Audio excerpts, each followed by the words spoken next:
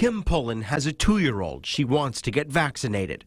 But when or by who? We've been waiting so long for this, and then to have one more roadblock, thrown in our way.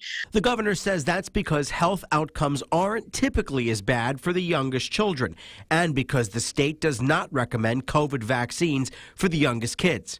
He does not expect demand to be as high for vaccines as it was for adults. Doctors can get it, hospitals can get it, but there's not going to be any state programs that are going to be trying to, get COVID jabs to infants and toddlers. So what's a parent to do? CVS Pharmacy, which partners with the federal government, told Fox 13 it will be able to offer vaccines for those 18 months and over. Johns Hopkins All Children's Hospital says we are looking into other ways to provide the vaccine for this vulnerable age group as we wait for full authorization and recommendations at the federal level.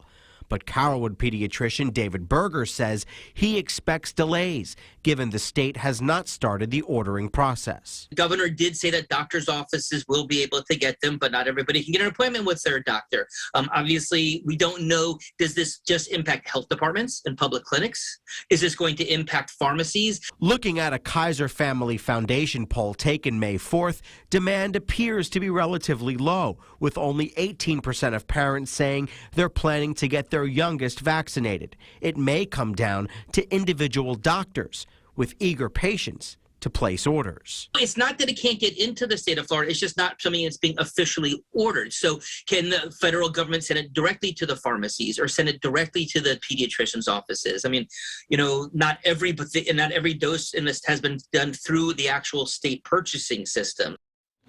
It's also unclear as to how children 18 months who are under 18 months will be able to get vaccinated, as CVS has set an age limit of over 18 months, and Walgreens has reportedly set one of 3 years of age.